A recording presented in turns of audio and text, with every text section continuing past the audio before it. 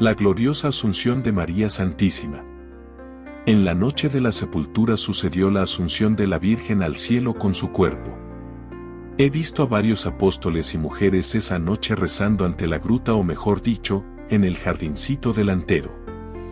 He visto bajar del cielo una senda luminosa y 3 coros de ángeles rodeando el alma de María, que venía resplandeciente a posarse sobre la sepultura. Delante del alma venía Jesús con sus llagas luminosas. En la parte interior de la gloria donde estaba el alma de María, se veían 3 coros de ángeles. La más interior parecía de caras angelicales de niños pequeños, la segunda hilera eran caras de criaturas de 6 a 8 años, y la más exterior eran de jóvenes. Solo se distinguían bien los rostros, el resto del cuerpo era como una estela luminosa algo indeterminada. En torno de la forma de la cabeza de María había una corona de ángeles. No podría decir qué es lo que veían los presentes, yo solo veía que miraban arriba, llenos de admiración y emoción. A veces, llenos de maravilla, se echaban con los rostros al suelo. Cuando esta aparición se hizo más clara y se posó sobre el sepulcro, se abrió una senda desde allí hasta la celeste Jerusalén. El alma de María, pasando delante de Jesús, penetró a través de la piedra en el sepulcro, luego se alzó de allí con su cuerpo, resplandeciente de luz, y se dirigió triunfante, con el angélico acompañamiento, a la celeste Jerusalén. Cuando días después estaban los apóstoles rezando en coro, llegó el apóstol Tomás con 2 acompañantes. Era uno el discípulo Jonatán Eleazar y un criado del país de los Reyes Magos. Tomás quedó muy afectado al oír que María había sido ya depositada en su sepulcro. Lloró amargamente y no podía consolarse de haber llegado tan tarde. Con su discípulo Jonatán se echó de rodillas, llorando muy afligido ante el lugar donde había sido el tránsito de María. También oró delante del altar allí erigido. Los apóstoles, que no habían interrumpido su canto coral de los salmos, acudieron entonces, lo alzaron con cariño, lo abrazaron y le ofrecieron pan, miel y alguna bebida. Después lo acompañaron, llevando luces, al sepulcro. 2 discípulos apartaron las ramas del arbusto. Tomás y Eleazar oraron delante del sepulcro. Juan abrió las 3 pretinas que cerraban el cajón. Dejaron la tapa de un lado y vieron, con gran maravilla, el sepulcro vacío. Solo estaban allí las sábanas y las telas con las que habían envuelto los sagrados restos. Todo estaba en perfecto orden. La sábana estaba corrida por la parte del rostro y abierta por la parte del pecho. Las ataduras de brazos y manos aparecían abiertas, puestas en buen orden. Los apóstoles alzaron las manos llenos de gran admiración, y Juan gritó: «No está más aquí». Los demás se acercaban, miraban, lloraban de alegría y admiración, oraban con los brazos levantados y los ojos en lo alto, y se echaban al suelo pensando en la luz que habían visto la pasada noche. Luego tomaron todos los lienzos y el cajón consigo, como reliquias, y llevaron todo hasta la casa, orando y cantando salmos en acción de gracias. Cuando llegaron a la casa, puso Juan las telas dobladas delante del altar. Tomás y los demás rezaban.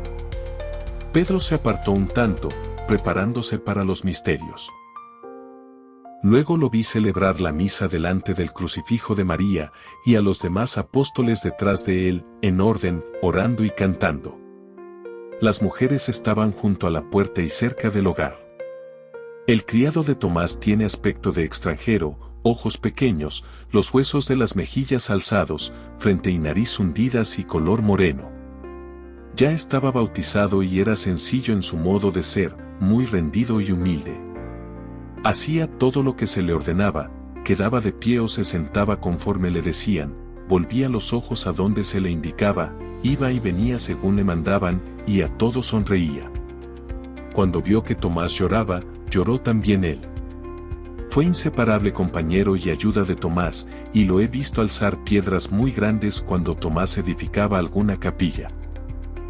A los apóstoles los veo con frecuencia reunidos contando en qué países estuvieron de misión y lo que les pasó en ellos. Antes de separarse los apóstoles para volver a sus respectivos países, fueron a la sepultura, y cavando y echando tierra e impedimentos hicieron imposible el acceso a la gruta. De una parte de esta dejaron un acceso hasta la pared con un pequeño boquete para mirar adentro. Este sendereo era conocido solo de las santas mujeres que habitaban allí. Sobre la gruta erigieron una capilla con maderas y esteras, cubierta con colgaduras. El pequeño altar interior era de piedra con una grada también de piedra. Letras del altar colgaron una tela donde estaba bordada la imagen de María en su vestido de fiesta. El jardincito fue transformado, como asimismo las estaciones del Vía Crucis y recorrido entre rezos y cánticos. El espacio donde había tenido la Virgen su crucifijo, su altar y su dormitorio fue transformado en iglesia. La criada de María ocupó la pieza delantera y Pedro dejó allí a 2 discípulos para cuidar a los cristianos que vivían en los contornos. Los apóstoles se despidieron, después de abrazarse una vez más y de haber celebrado la misa en la pieza de María.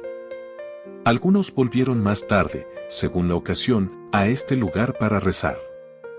He visto que en algunos lugares los fieles erigían capillas imitando la forma de la casa de María y que el Vía Crucis y el oratorio de su sepultura eran muy visitados en años posteriores por los primitivos cristianos.